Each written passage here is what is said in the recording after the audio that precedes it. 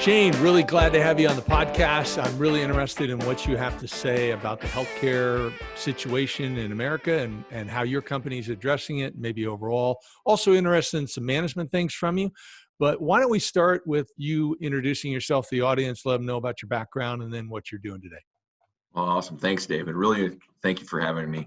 I've got a really unique background. I grew up in a small town in northern Minnesota and found my way down to Texas via the military, the Air Force. I was what you call a scrub tech. So I was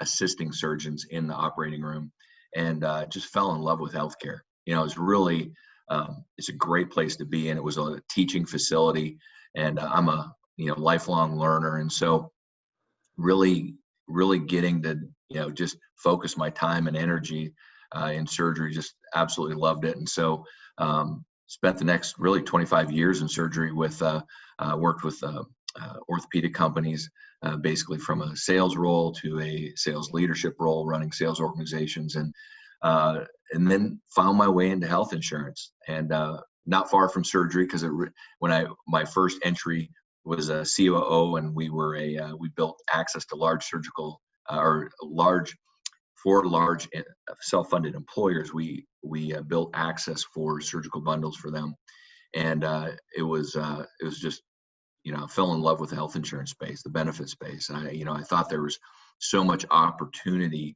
and as an entrepreneur, that's all you can ask for is opportunity to change, right? So, Oh, yeah. Came up with the idea of Hooray Health, and here we are today. Well, that's great. By the way, for those that I realize I don't know the meaning of it either, but I can guess. Surgical bundles. What are surgical bundles? So surgical bundles are, today, if you go in for surgery, basically you pay the hospital separate, the labs, the radiology, the radiologist, the anesthesiologist, sometimes implants, it's just everything is, everybody always complains, right? You have surgery and you're getting bills for a year later from all these people that you never even saw in the hospital, right? Or didn't know you had seen in the hospital. And so a surgical bundle actually just creates one price. And by negotiating that one price, you're able to, we would write a check right there for, one price. And then everybody gets paid that day, and surgery's done, and no more surprise bills. Wow, that doesn't sound like the way healthcare typically operates in America. That where it's that straightforward and easy. No, that's the problem. We've got a lot of great people in healthcare, but it's this convoluted, mess of unintended consequences, I think. Yeah. So you're now doing Hooray Health, and what's going on there that's making that unique? You've been at it, what, 3-4 years? Yeah. So 3.5, almost 4 years now. So what's unique about Hooray Health is we looked at things a lot differently. So, we're not major medical, but we don't need to be major medical, because when we were creating Hooray, there's this underserved population that is really the hourly employee, and they are typically uninsured. So we really compete against not having insurance, and short-term financial stability for them is a big deal, right? When you get in your mid-career and stuff, you're looking at your long-term financial stability, but these guys are looking, paycheck to paycheck. They just want to make it out of the week. And so the biggest thing there is price and access. So what we did was we created fixed pricing for a provider network where you only pay $25, anything done in that facility. And we contracted with retail clinics and urgent care. So they're open 7 days a week until 8:00 at night. The care that they can provide, they can give IVs, stitches, you do x-rays, in-house labs. And so what we did was we created this affordable access for this hourly worker to where they can have health insurance, and they can comfortably go in and pay a $25 prepay, and they don't owe anything else. And it's a game changer, because we're the first and only group that has ever done that. But it's when you go in and talk to providers and say, hey, we just want to pay you one price for this, and we just, there's no balance bill, they kind of look at you cross-eyed and like, how do you think you can do that? And then after you walk through it, and they're like, oh, well, that makes sense. And so our differentiator is that we really protect that member from really getting sent to collections for an unpaid medical bill. And, maybe I'll take a step back, and how I came up with this idea was I actually had major medical at the time with United Healthcare, and I was consulting and my back went out. And I went into an urgent care for, to talk to a doctor, find out what the heck is going on, because I literally was seized up. And I had a $75 copay. I asked the person, I said, hey, I haven't hit my deductible, so can I just pay the full amount? And they said, oh yeah, it's $150. So I paid the $150 expecting not to get a bill later. So they take an x-ray of my neck, they find a little bone spur. They say that's probably a nerve, that's irritating your nerve root, which is causing this inflammation in your back. Okay. So they give me 2 injections, a muscle relaxer and anti-inflammatory. I go home. Of course, it doesn't help, but I go home, and 3 weeks later, I get an $800 balance bill. And that is the bane of everybody's existence, because in healthcare, unlike any other industry, right, you get the service and they don't have to disclose how much it costs. And by the way, 99.9% of the time, they don't even know what their contracted rate is for it, because it may be $5, it may be $5,000. And it's just the way it is. And so when when I called in and said, hey, I thought you had a contracted rate with United on this, they're like, well, we have carve outs, and, and it's just, there's no consistency, right? And so if I'm making even $20 an hour, $800, that's a game changer. That's rent or food for the week. That's not a medical bill, right? And so, 1 in 5 Americans get sent to collections every year for a medical bill less than $600. 1 in 5. And 66.5% of Americans that have filed bankruptcy is because of a medical related bad debt.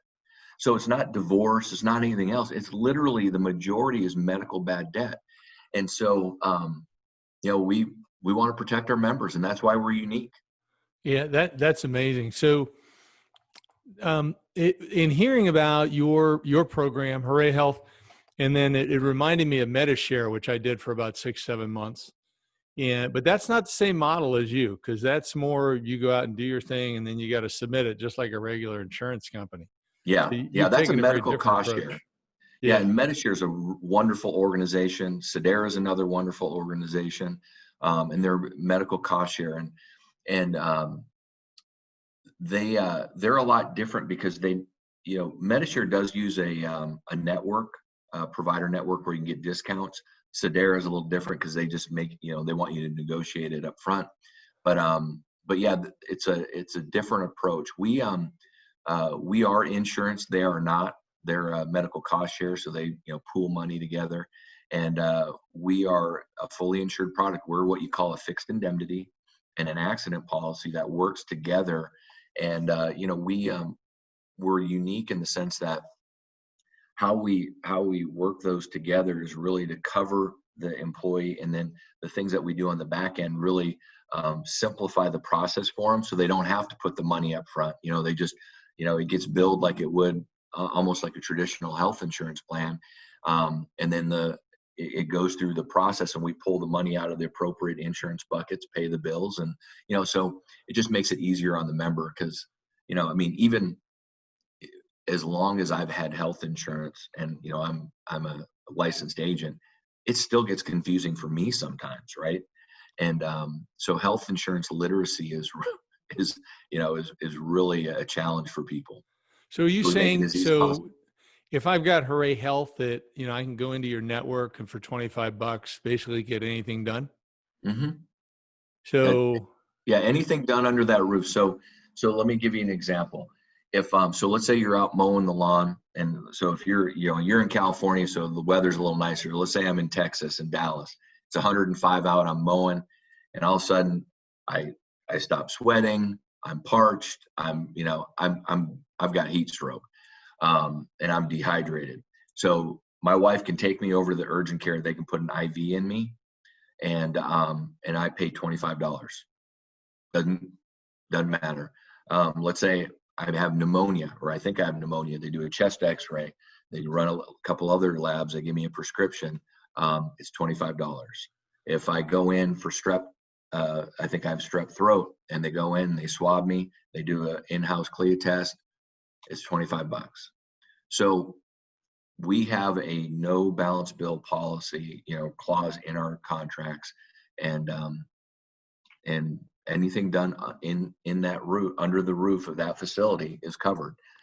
Obviously, Botox and any of that stuff, isn't going to work, but most urgent cares aren't doing that. What about if I do something stupid and I cut myself and it's a bad cut and I gotta, is that going to be covered under your people that Absolutely. You got this 25? I mean, if I've got to go get 29 stitches or something like that. Yeah, and actually, you don't even have to pay the $25 on that because that's part of the accident policy. And so we pay. We have $0 deductible accident policy that's up to $5,000. So a stitch is, so as a matter of fact, you can't see it, but my hand right there, I got about 5 inches of stitches I had there May 8th, the day before my birthday, and didn't cost me anything. Walked in and they stitched me up, no problem, and gets paid in full. So so it's very convenient because when we built the plan designs, a lot of people are like, well, what about cancer and what about this? And it's like, well, when you use statistics and you use rationality, right? The majority of our members are, under the age of 50, really under the age of 45. But, you look at the cancer rate there. So if I don't have any insurance, so I can't even go in to get basic care, is that a bigger issue than cancer? And the answer is yes, right? Because, it's less than 0.5%, for under that age. So, we just looked at the data and said, hey, look, the average person under the age of 45 sees a doctor 1.9 times a year. Okay, 1.9 times. That's it. So, we have different levels of our benefit plans, so you can use what you need. And, our plans start at $80. So for an employer, we really work with large employers. So for an employer to offer this benefit, it gives their people that haven't had access to health insurance access, right? But the other side of it, think about the engagement that they get from their employees now that they have benefits. So it makes their job stickier with them. And then the other thing is, oh, by the way, I'm not going into work sick, trying to sneak in because, it's going to be 4 or 5 days that I've got the flu and I got to work to feed my family. They're going to feel comfortable to go to the doctor, get taken care of. And then, you got 24 hours to come back and, you're back to work, right? It's a real life issue. I mean, we hear it every day. People just say, you can't come to work, you're sick, please go to the doctor. And they're like, I can't afford to go to the doctor. I don't know what it's going to cost. And that's a problem. Yeah. Yeah. So that makes sense. So what about those people that do want a program that's going to cover the other things, whether it's cancer, whether it's knee replacement, whatever, that type of thing? How does that all work?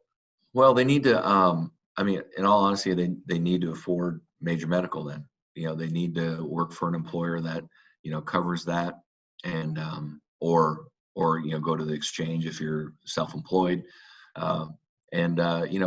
It's just a math problem. It really is. It's, can you afford it or can't you?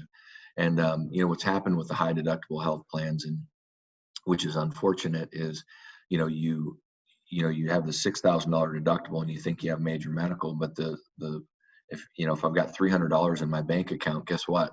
I'm functionally uninsured. I can't go see the doctor. Right. Yeah. And so, it's just, it's unintended consequences. That's all it is, Yeah. And so I know, like, I've got Kaiser, which is, Mm-hmm. and I've got a deductible. I don't know. It's $4,500, $6,000, $7,000. I don't know what it is. It's something that's ridiculous. And then I'm 63. I pay $1,000 a month. And then I pay $45 a visit, $75 for a specialist or an x-ray. So I don't go. I pay $1,000 a month to not go. Yep. I mean, basically, because I find it so irritating, all the other charges. Yeah. So do you find that there's ever any situations where people might have both the high-end stuff that's going to protect against the catastrophe And maybe your stuff also, if it's a good provider network that they're comfortable with, that they can take care of the smaller stuff at a lower cost.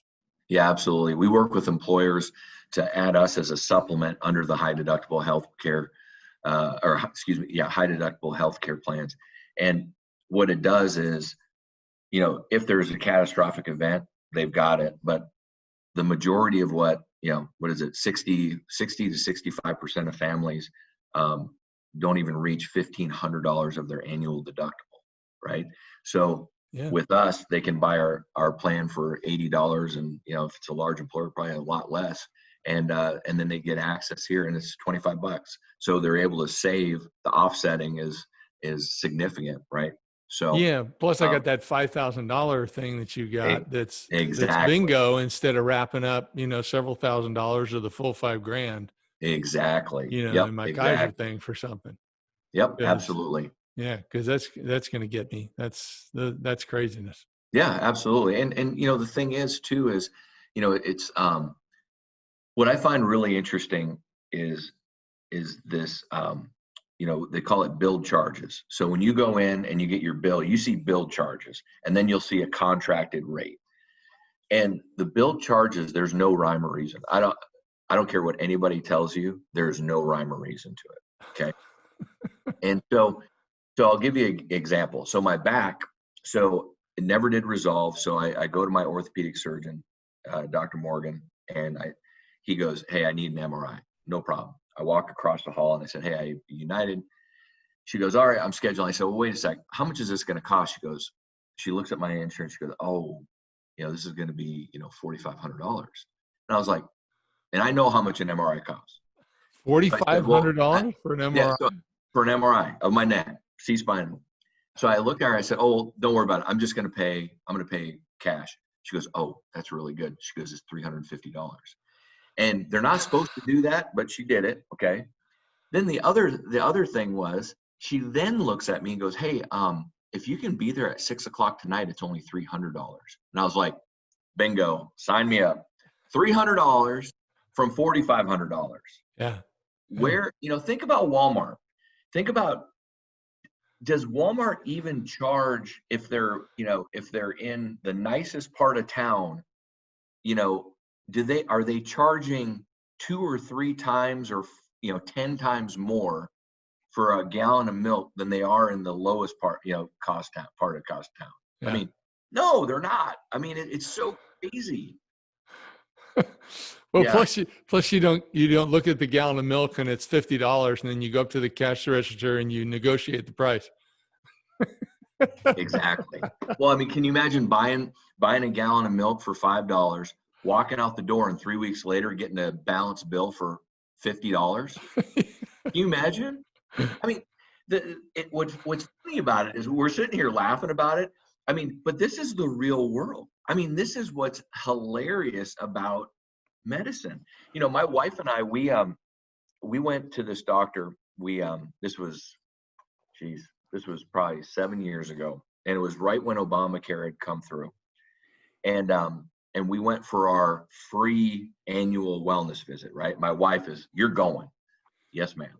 So we go in, we see the physician, doesn't cost us anything. We get our lab work back. I get a bill. So for each, me and my wife, $450 each for lab work. I call up the lady and I said, "Hey, why are we paying, this is supposed to be included." "Oh, well, we're out of network." I said, "Okay. So, look, this is, we're talking $30 worth of lab work. Let me, what's the cash price?" "Oh, no, we can't do that. You owe us $450 each, $900 in lab work." So I said, "Okay, no problem." I hang up, wait 5 minutes. I call back. I said, "Hey, I need this lab work." And I literally read off my lab work, and it was like $65 if I would have gone in and just had the lab work done. So I said, "Oh, by the way, this is a guy that I just talked to you 5 minutes ago, and you told me you're charging me $450. And then she was upset, and I said, "Look, no problem." I said, "I'm calling the doctor." I call the doctor, and the office manager goes, "Well, she's busy." I said, "I want to speak with her now." So she comes in 10 minutes later, right, after seeing a patient. I said, "Look, do you realize this is what they're doing?" And she's like, "I have no idea." And I said, I need it addressed. And she goes, it will be addressed. They called me back 15 minutes later. You don't have any bill, sir. Don't worry about it. So here's what happens. There's no coordination in healthcare, right? And so Kaiser is probably the best at it because, they own every aspect of their business, right? Yeah. But that poor, and this is why I talk about unintended consequences and good players and bad players, because physicians, they want to see you and they want you better. They honestly have no idea what they're getting paid. None. They just pray to God that they can make money at the end of the month, right?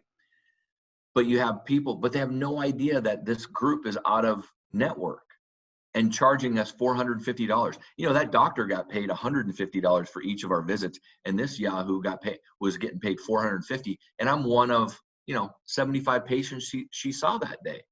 Yeah. So yeah, the system is broken. It's so ridiculous. Yeah. No, I had a similar situation. Somebody I know went in the hospital for 3 days, started in the ER, 3 nights in the hospital, $35,000 bill, retail. And then, and this was at Kaiser. So they put forth the 35,000. They say, but you only have to pay 6,000. Only, like we're supposed to be thankful for that. It's like, yeah, so nice. Glad we're paying you so much money.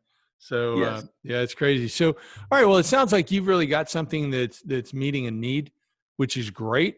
But you still have to get the word out there. I mean, we're in an economy that's kind of challenging, to say the least.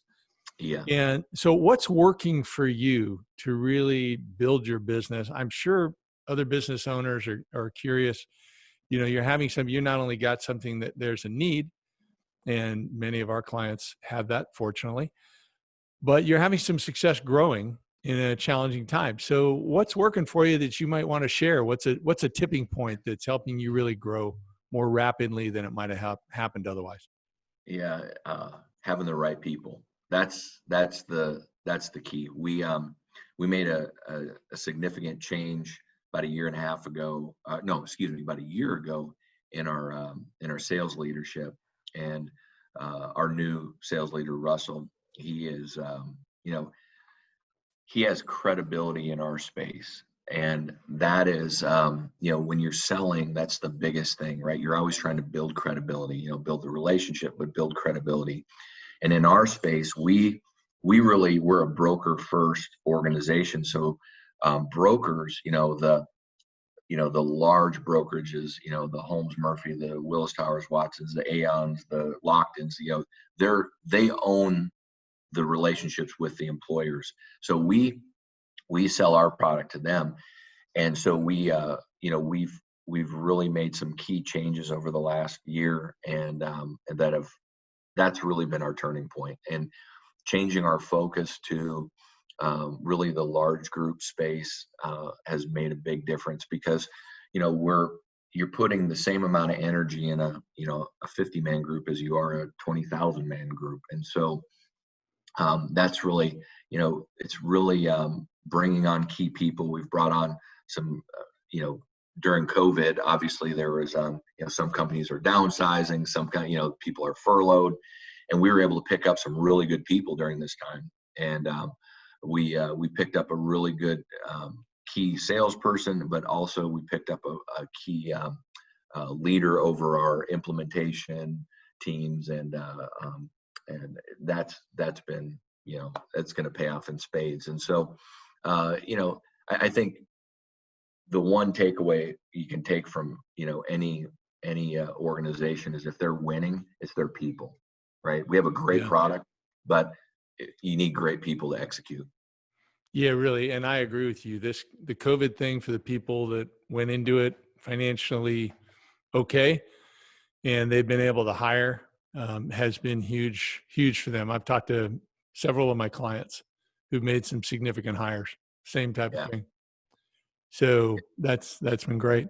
I'm curious though, as you're working this, I mean, you really have to get some credibility that didn't exist before, because you've only been around less than 4 years. And when you're talking with those companies you threw out, are large companies, and that's not easy to get credibility. How have you been able to break in there?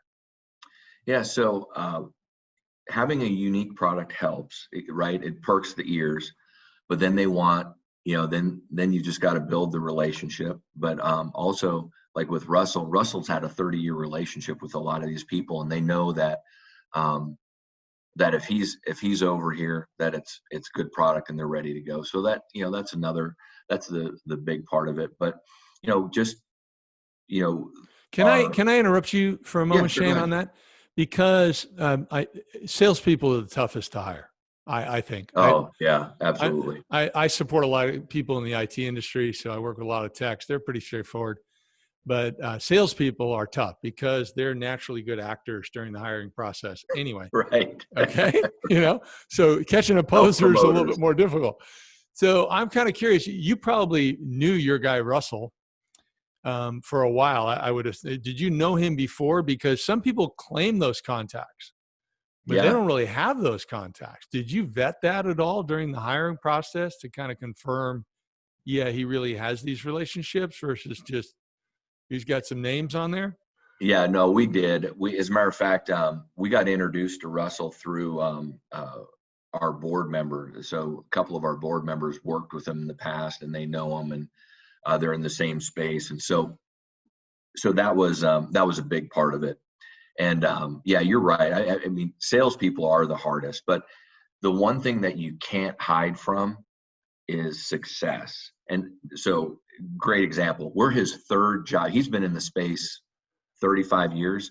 We're his third job, and he's led everywhere he's been. And so that's another thing that you can really you can really lean on that success.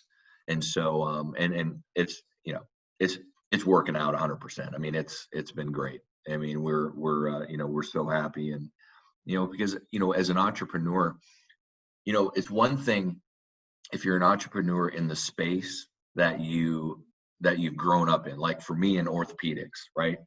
It's much easier because all these people, the industry players. You've got credibility. Well, for me in this space, here I'm an outsider coming in and figuring this out, saying, "Hey, look, you guys, how you guys are doing. This is crazy, and this is a huge opportunity." They were like, "Man, we get it. This is great marketing," but getting it from an industry insider certainly is a huge win for us.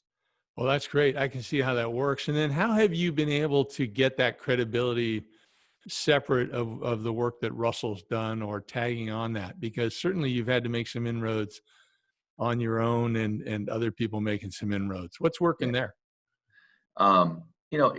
It's executing, right? We just implemented a national retailer, and we got a note from their head of benefits saying, since I've been here a few years, I've implemented multiple vendors, and you guys, the best communicators, you guys, everything, organization, everybody that we touched in your organization was top notch. And and literally, we didn't ask for that reference. I mean, she literally sent us the email. And we get that a lot with our organizations, because we really focus on that implementation and that communication. We've got great people there.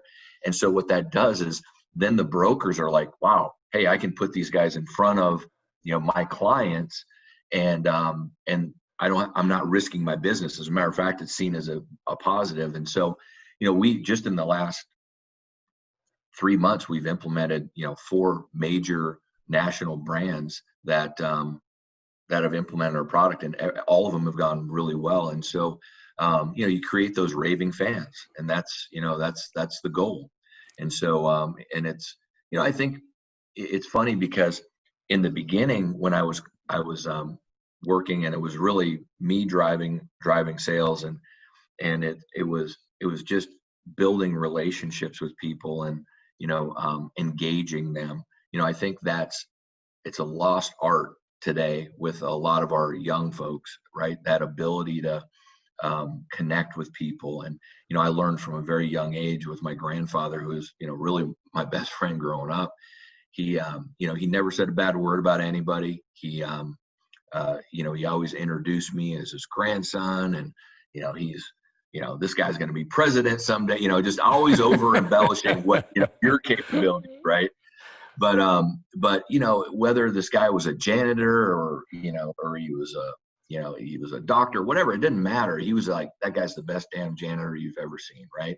Yeah. And it just always stuck with me that just people gravitate towards positivity. And and I've just always been a natural person that's curious about other people. I love to understand about you, your family, where you came from, and it really is interesting to me. I'm not, it's not a fake. And so I think that helped me with, really what kind of kicked us off before Russell was a relationship with one of our largest brokers that I got introduced to a broker named Kyle, and he and I just kicked it off and hit it off, I should say. And we just we've been thick as thieves ever since, because he put me in front of a group that he had a really hard time getting any traction with, and they literally signed within 2 months, which is unheard of in our space. And so, and then that went really well. And so, and he's our biggest advocate. I mean, we just signed 2 groups with him this last week, actually. And so, that was really for us, next to Russell, that was our kind of our tipping point. Yeah. It actually reminds me, when I used to do a talk a while ago, I used to ask people, I'd have a room full of leaders, 50 to 100 or so or whatever, or even in some of my keynotes, which were much larger, but I'd say, what business are you in? And, you get all these different answers, particularly as most of my industry that I was speaking in was IT. So, we provide computer services or whatever. And I said, no, you're in the people business. You're in the people business. If you can't relate to people, if you can't have good relationships, you're not going to succeed. You're not going to have good people on your team, and you're not going to establish long-term loyal relationships with others. And so you have a gift that you can do that naturally. And, I think that's a great gift that you're able to do that. And does it also come up as you're trying to build these relationships, and you do it in a sincere way, it's not manipulative or anything, that you identify that someone's not a fit, whether it's an employee or whether it's a potential client? Yeah, absolutely. We had, I have one in mind. I won't name the company, but I finished during the conversation. We're presenting, and 99.9% of the HR folks are all over it, because they're very maternalistic to their employees, and yes, we need to, this is great. And this particular gentleman literally the whole time just talked poorly about his employees. Oh, they're too dumb to understand this. This is, blah, blah, blah. And literally we get off the call, and I was talking to one of the people on my team, and they're like, okay, on the follow-up. And I said, there's no follow-up. We're passing. I mean, can you imagine working with this person day in and day out, implementing this group? It's not worth it. And so, yeah, it's, look, a lot of people will say money's money, but, the problem is, I go back to orthopedics. We found that our largest and most profitable clients were the best clients we worked with, like literally the easiest. And then we found that the biggest pain in the butt clients that we spent all this time and energy on were the least profitable. And so we made a concerted effort. I remember when I first moved to Louisville, Kentucky, and we were evaluating this, I literally, we had this one guy over here, and in that space, you never wanted to let anybody go. I was literally telling people, just send our lowest, our newest person over here to take care of them now. I said, I need you focused over here, because this is the person that needs the attention. And it was, we forget about that sometimes, because the squeaky wheel does get the oil sometimes, but it's not always the most profitable. Yeah. And I've heard that before. I've seen it before. I've heard it before. Sometimes you need to fire clients that you've taken on that are a mistake. And then it's even easier when you take care of it in advance, like you did with the other example you said. Yeah. So Really interesting. So, I mean, I could talk to you for hours on how you're growing your business, Shane. So really glad that Hooray Health has taken off. If people want to learn more about your organization, where do they go? How can they learn that? Yes. So hoorayhealthcare.com. So HOORAY healthcare.com. And you can request information from there. And you can find me on LinkedIn and Shane Foss. And if there's any entrepreneur questions, I always love talking to other entrepreneurs. So feel free to give me a buzz anytime. And yeah, I really enjoyed it. Thank you, David. Oh, cool. It was great having you on, Shane. Thank you very much for the insights. I'm sure our audience got a lot out of it. Absolutely. Anytime. Okay.